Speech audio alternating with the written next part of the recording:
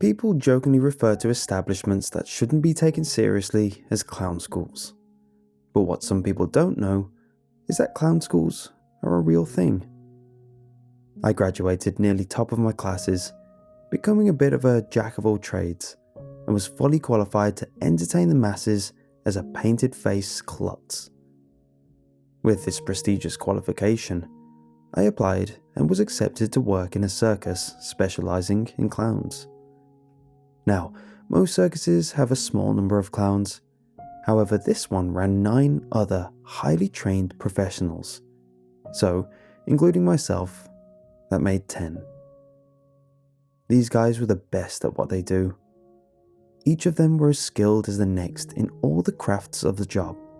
However, each one had their own speciality. Whether it be juggling, dancing, balloon animals, miming, no one could compete. They had years on me, so, being a little green, I was the rookie of the troupe. Because I joined much later than the rest, and they were the prestigious namesake of the circus, they were like a clique.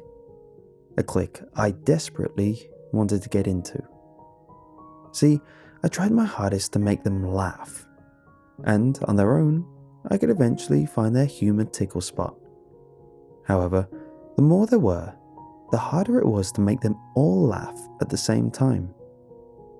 This was due to the wildly different senses of humour they all had. I'd tell a racy joke and have a few of them dying of laughter.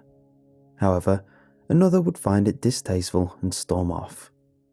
I'd try goofy humour, which would get some of them going, but the others would just find it immature. There was one in particular whose whole act was that he was eternally grumpy. His face paint was the visage of a permanent frown, and he never laughed at anything I did. What motivated me, though, was that when they were together, I'd sometimes see them in the distance, all laughing together. Even the grumpy one.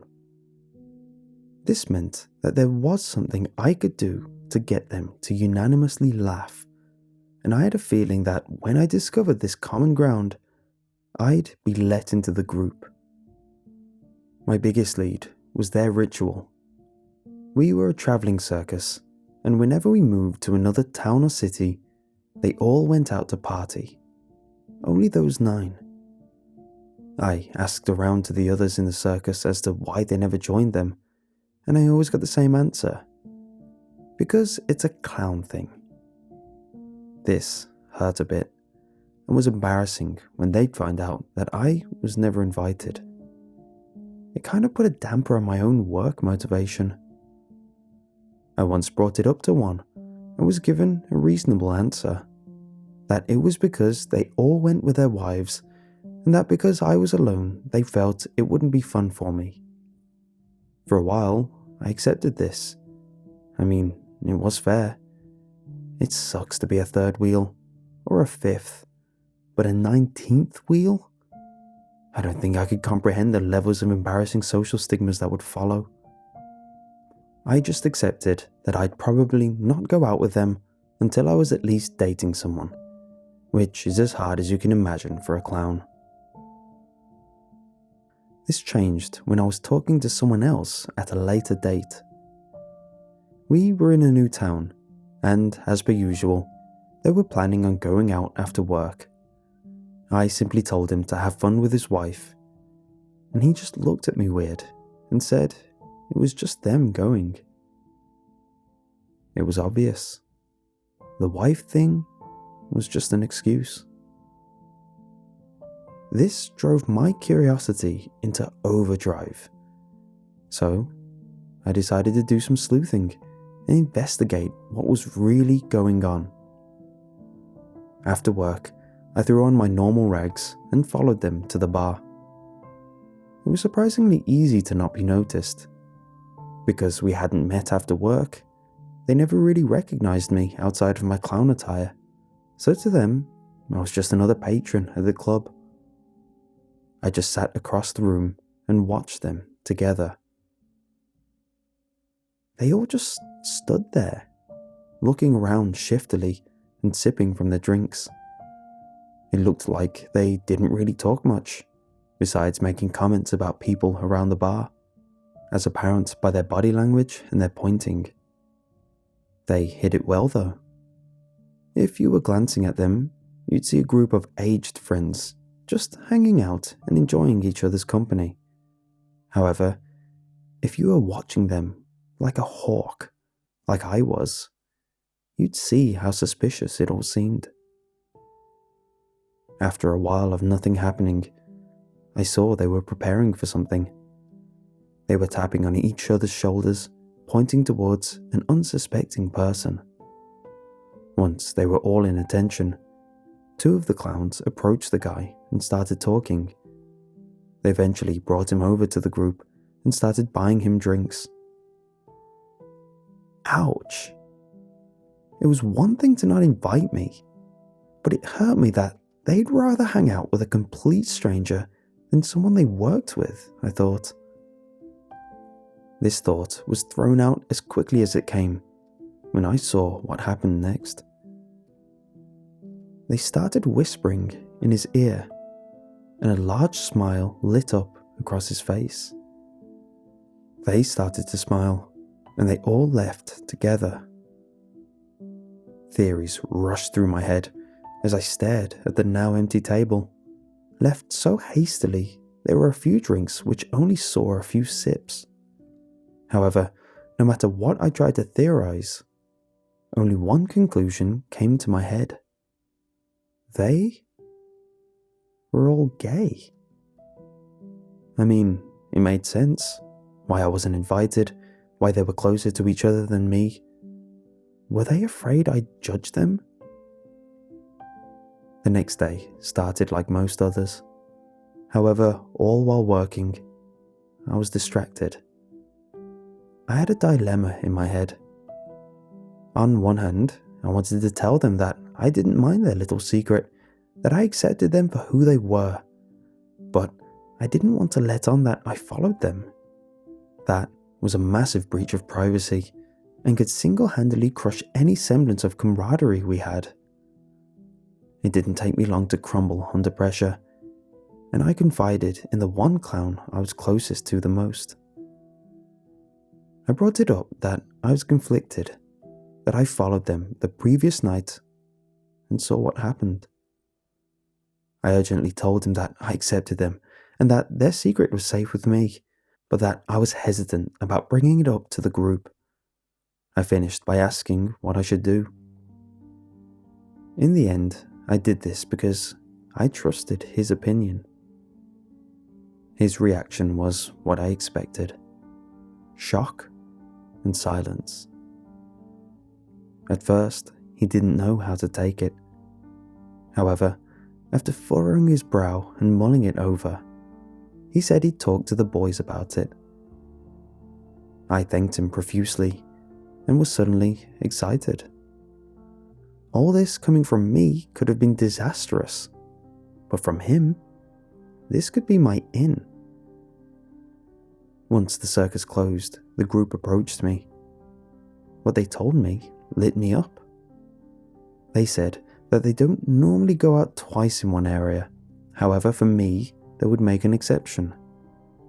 They said they would go out later that week and that I was free to join them.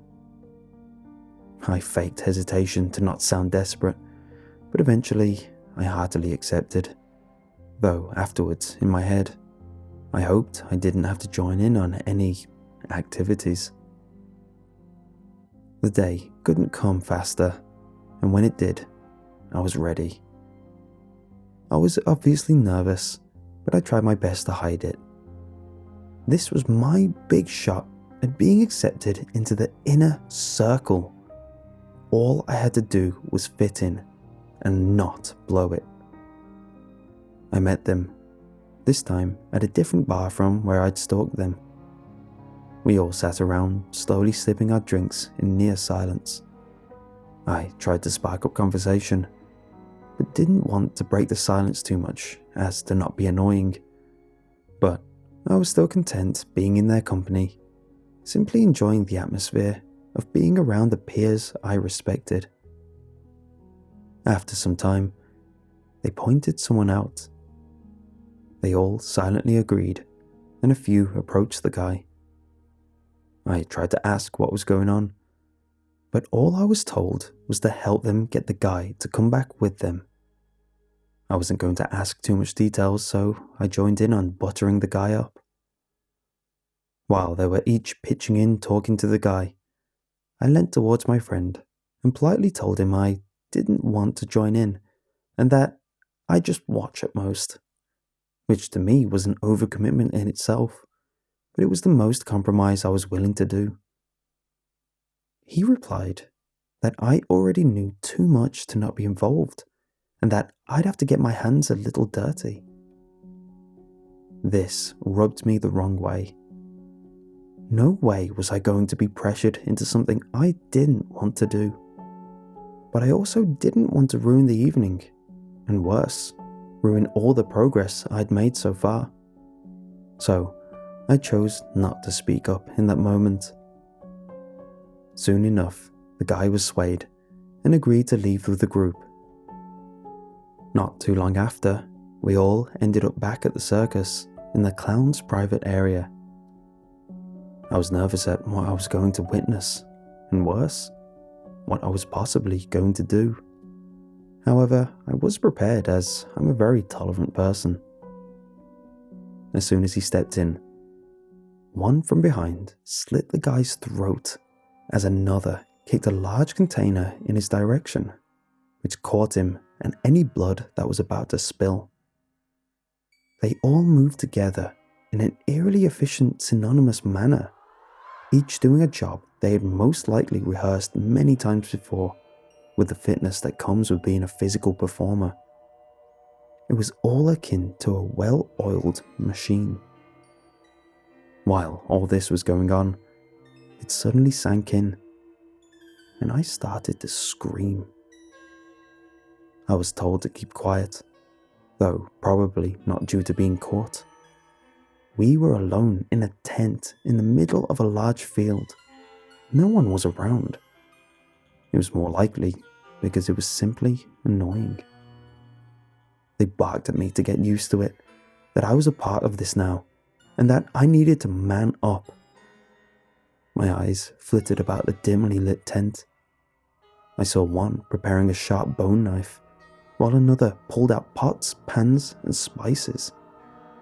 It painted a picture that was terrifyingly easy to figure out. I eventually composed myself enough to remark that this wasn't what I was expecting. At this, they all stopped and looked at me with confused expressions. One eventually piped up and asked what I meant by that. That they thought I knew what I was getting myself into. That I implicitly asked to be a part of this. I fell silent, now embarrassed at how far my conclusion was from the truth, before sharing it with the room. That I thought they were gay, that I thought they were just embarrassed, that I thought they wanted privacy, but that I respected them too much to judge them. They all looked at each other, this time seemingly with a look of defeat, a slight sadness. Wordlessly, they surrounded me. Before I could even react, my arms and legs were grabbed, and I was soon pinned to the same table as the corpse.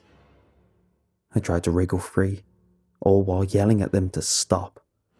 However, they were too good at what they did, and soon I was helplessly lying there, watching my closest friend pick up a sharp, thin knife. I looked over at the corpse, its lifeless eyes staring back at me, mirroring what was soon to be my future. My closest friend, the one I confided in, looked sad as he held the knife, inspecting the edge, almost as if he felt responsible for the miscommunication. For that, in that moment, I forgave him in my head, knowing it was from my assumption in the first place. Once he was satisfied with the blade's edge, he held up the knife while muttering that he was sorry. In panic, I looked at him in the eyes and yelled at him to stop. He must have had a shred more compassion for me than the others, because at this, he respected my request and froze with his hands in the air, gripped tightly on the knife. I'm a clown, I spluttered. At this, they didn't react, thinking I was trying to tug on their emotions, add a sense of camaraderie. Just as my friend looked like he was about to follow through, I carried on. Don't you think I'll taste funny? I said this with a straight face, at first staring at my friend, then looking around the room. They all paused once more and started looking at one another. The first thing I heard were chuckles, followed by laughing, then bellows. Even the grumpy one was falling down in stitches. They all let go of me as my friend relaxed with the knife. As I apprehensively got up, one of them piped up. He told me to never mention any of what was going on to anyone. Otherwise, I'd end up like him. After which he pointed to the corpse. I hastily agreed and started to leave. As I did, I could hear them all start moving again, getting ready to prepare their meal. The next day, I showed up and got a smile and a nod from each of them as I bumped into them. I nodded back, trying to show face. I carried on working there, knowing that if I hastily left, they'd take it as a sign of aggression, and I probably wouldn't live long enough to tell anyone. I tried my best to turn a blind eye. However, I always carried a feeling of guilt each time we moved to a new area, watching them as they all light-heartedly prepared for their next party.